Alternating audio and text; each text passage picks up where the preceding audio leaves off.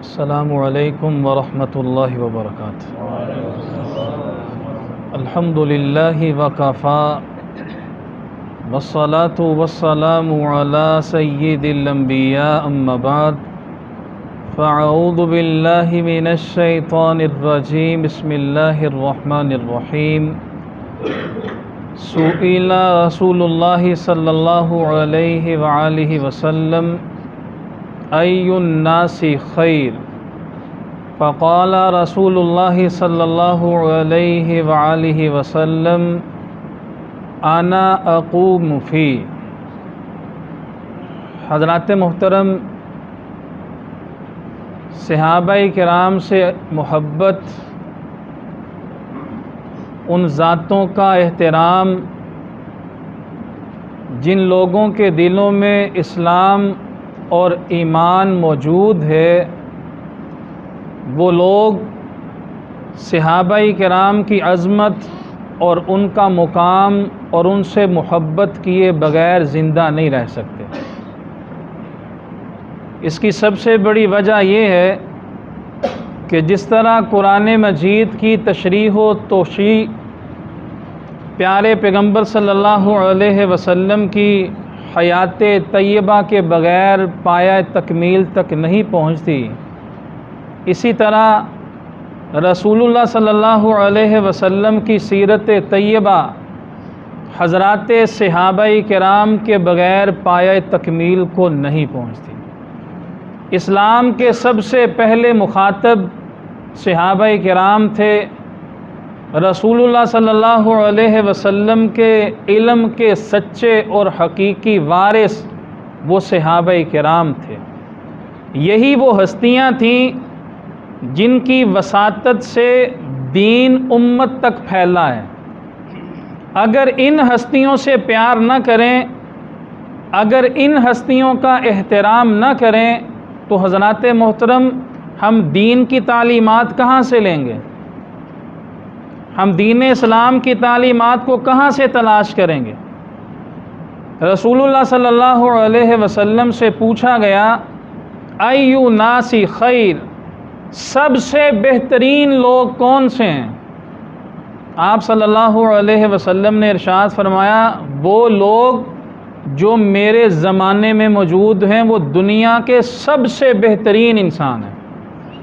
آپ خود گارنٹی دے رہے ہیں، آپ خود شہادت دے رہے ہیں، اور جن کی عظمت، جن کی شان، جن کی رفعت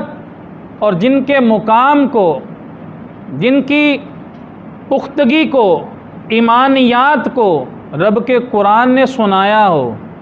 پیارے پیغمبر صلی اللہ علیہ وسلم نے اپنی زبان اقدس سے ان کا نام لیا ہو، پھر حضرات محترم ہم دل سے ان ہستیوں کا احترام نہ کریں تو یہ انصاف نہ ہوگا۔ بلکہ حضرت انس رضی اللہ تعالیٰ عنہ جیسے جلیل القدر صحابی فرمایا کرتے تھے کہ جب رسول اللہ صلی اللہ علیہ وسلم نے فرمایا نا کہ قیامت کے دن انسان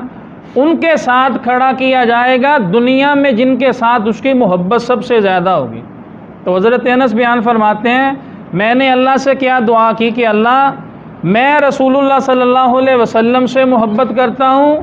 ابو بکر اور عمر سے محبت کرتا ہوں، تاکہ ان جیسے عمل تو میں نے نہیں کیے لیکن قیامت کے دن اللہ تعالیٰ میرے اس محبت کی وجہ سے مجھے قیامت کے دن ان کا ساتھ نصیب فرما دے۔ کیسی عظیم بات ہے! ہم نے بھی ان جیسے عمل نہیں کیے، ہم تو سوچ بھی نہیں سکتے، لیکن حضرات محترم اتنی رب سے دعا تو کر سکتے ہیں نا کہ اللہ ہم بھی تیرے پیارے پیغمبر صلی اللہ علیہ وسلم سے محبت کرتے ہیں، اللہ ہم بھی ابو بکر اور عمر سے محبت کرتے ہیں، اللہ ہم جیسے گناہ گاروں کو بھی قیامت کے دن ان تینوں کا ساتھ نصیب فرما دے۔ اور یہ بات حقیقت کے تناظر میں بھی دیکھیں، سلف صالحین کا یہ عقیدہ تھا، وہ جب قرآن مجید بچوں کو پڑھاتے تھے،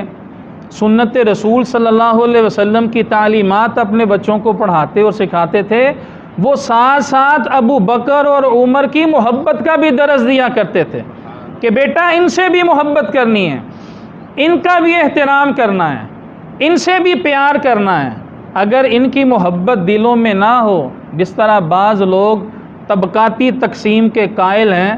بعض کی تخصیص کرتے ہیں، بعض کی تعیین کرتے ہیں، بعض کا انکار کرتے ہیں، اور نعرے لوگوں کے سامنے یہ لگاتے ہیں کہ پنج تن پاک ہمارے ہیں،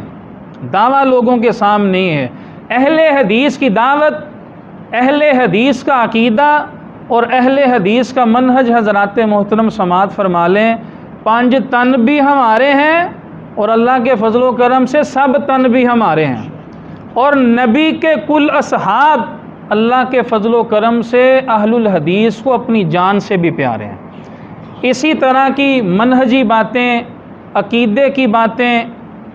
اس کے ساتھ ساتھ صحابہ کرام کے اوپر ہونے والے اعتراضات کی حقیقت کی باتیں وہ مختلف دروس میں احباب کی نظر کی جائیں گی۔ اللہ سے دعا کرتے ہیں اللہ تعالی ہمیں پیارے پیغمبر صلی اللہ علیہ وسلم کے سب صحابہ سے محبت کرنے، ان کا احترام کرنے اور دل و جان سے ان کو تسلیم کرنے کی اللہ سب کو توفیق عطا فرمائے۔ سبحان ربک رب العزت عما یصفون والسلام علی المرسلین والحمد للہ رب العالمین۔